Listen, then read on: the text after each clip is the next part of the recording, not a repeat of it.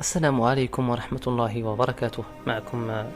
معكم عبد الرحمن من قناة تكنو عبد برو. اليوم سنريكم يعني هذا الدمار ويعني تلك الفاجعة والكارثة التي وقعت في ليبيا، والفيضان الذي يعني هز ليبيا وهز الوطن العربي، يعني حيث دمر يعني مدينة كاملة، دمرت وأحياء محيت لم يبقى لها أي أثر، فقط الوحل والتراب، يعني كما ترون في هذه الصور التي سنعرضها الآن من خلال قمر اصطناعي ومن خلال يعني جوجل ماب، يعني بتقنية 3D.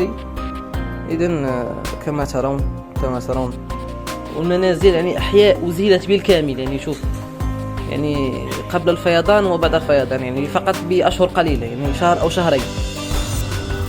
سيول جارفة سحبت معها الأخضر واليابس وغمرت قرى ومدنا للأبد هنا في شرق ليبيا، الذي خرجت منه نداءات الاستغاثة والنجدة بعد أن فعل الإعصار دانيال فعلته في أراضي الليبيين. اللهم ارزقهم الصبر. كما ترون سننتقل إلى مكان آخر هنا. كما ترون حتى يعني لون الشاطئ تغير، يعني الوحل وإلى غير ذلك. كما ترون ذاك المستودع هناك قرب الشاطئ يعني تدمر بالكامل، يعني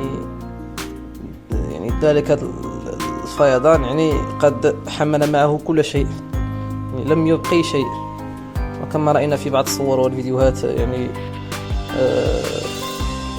بعض المناطق الصحراوية التي تحولت إلى بحر. اللهم الطف، مناظر مرعبة صراحة.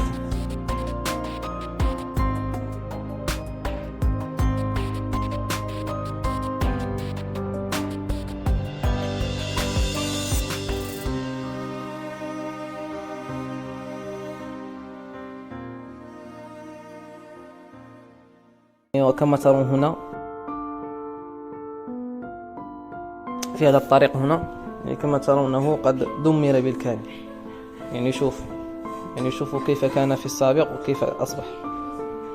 يعني صراحة الناس التي عاشت هذا المنظر وهذا الفاجعين صراحة شيء مرعب. يعني شوف، الطريق دمر بالكامل.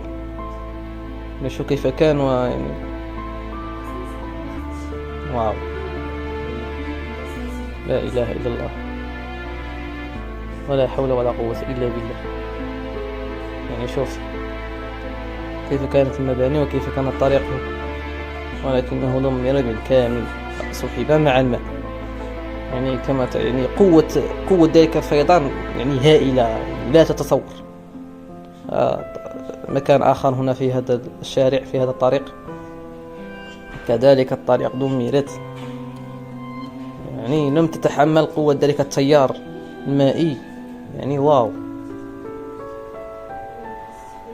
سبحان الله.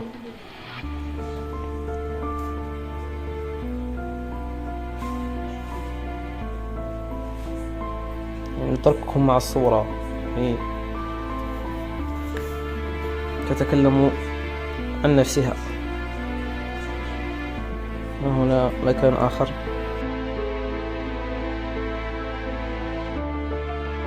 شوفوا المنظر. وكما تعلمون ليبيا خصوصا مدينة درنا يعني جميلة، يعني خصوصا في هذه المناطق الساحلية.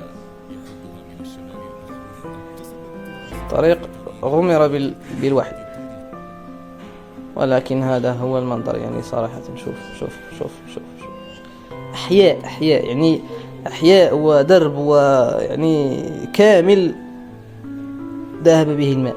يعني يرى شيء لا يصدق.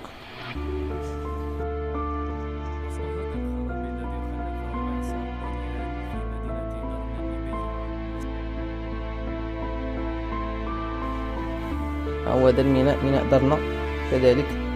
يعني شوفوا كيف أصبح.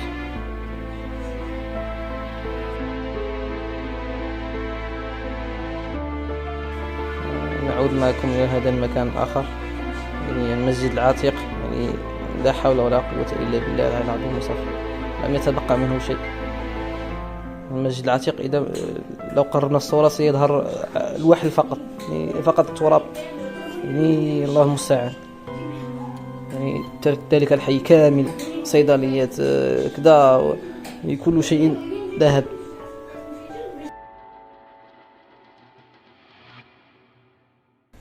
لا إله إلا الله. إذن كانت هذه حلقتنا لهذا اليوم، انتظرونا في حلقة قادمة إن شاء الله، وإلى اللقاء والسلام عليكم.